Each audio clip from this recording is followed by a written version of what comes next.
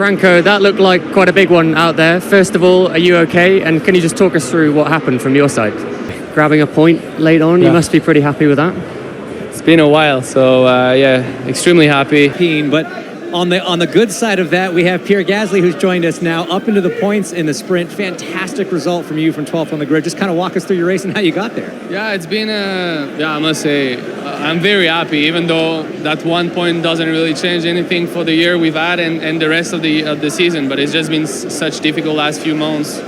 No performance, back of the field, and for whatever reason, we have a lot of questions on why the car's been feeling so good since FP1 first lap.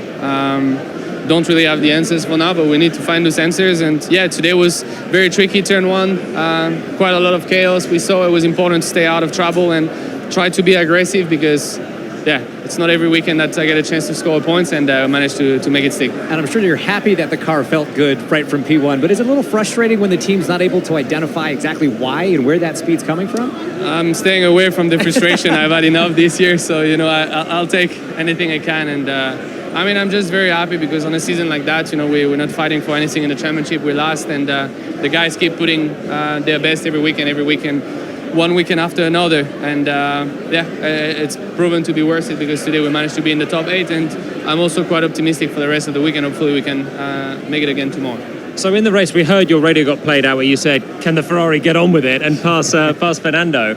You're in a DRS train at that stage, so I guess you want there to be a little bit of a gap, and then eventually managed to pick off Lance. Yeah, I mean, I was surprised because I could see Charles was so close from Alonso, and I mean, when you're all in DRS, the gaps are very small, so I was always too far.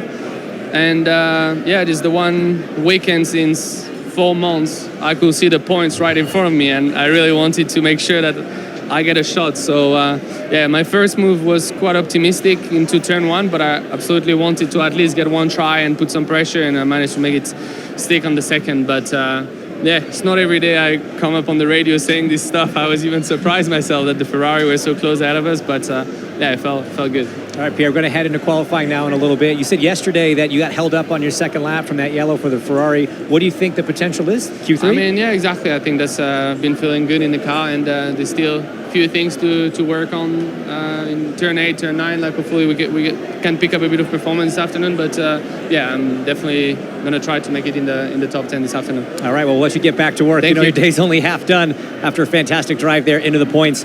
Now, Jacques, this is a team with Alpine, along with McLaren, that do have a lot of work to do. We're kind of assuming Bortoletto is out for the count in terms of being able to make it for the Grand Prix. But just how stressful is it for these teams that are fighting to get these cars fixed in time for Grand Prix qualifying? It's tough because now they're driving for pride, mainly, because they won't get anywhere in the championship anyway. Like he said, it's 1 point. That doesn't change anything, really, but there's still a bit of pride. You don't want to finish the season with 0 points. You know, that little dot is not good. Just to have 1 point to have shown that he still has that fire in him, that when the car is good, he could be aggressive. We don't see every driver being aggressive, mostly in the sprint race, and he went for it. I think that's good energy for the future. And for the McLaren team, Pierre. Franco, a difficult one out there this afternoon. How is the car feeling after the rebuild, following the sprint race? And can you just sum it up from your side?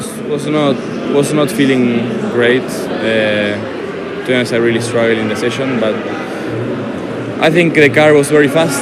The team did a great job putting a lot of effort to get the car back on track in Qualy after the sprint race. So I'm very grateful, but of course it's frustrating to be slow. Pierre looks a little bit more comfortable in the car this weekend. Any answers so far as to why that might be? Yeah, he looks very strong. I think yesterday I had a lot more potential, and I think today generally I just struggled a bit more than him, and he was very competitive. So yeah, we just need to understand the reason and try to come back soon. Pierre into Q3, first time since Silverstone, I believe. So you must be delighted with that result. Yeah, very, very happy. Yeah, exactly what you say. It's first Q3 since Silverstone. I think it's our 8th of the season, so managed to do better than last year, actually, even though the season's been very difficult. And no, I mean, I'm just happy for the guys. We had a very good day, 1 point this morning, managed to get into the top 10. It was peanuts to the top 5, less than a tenth, but you know, it just shows that at least we're back in the mix, and I'm enjoying to be in that fight. back in the mix, as you say. You grabbed a point in the sprint earlier. Must give you confidence for tomorrow that you can get a couple more on the board. Yeah, I'll get more tomorrow.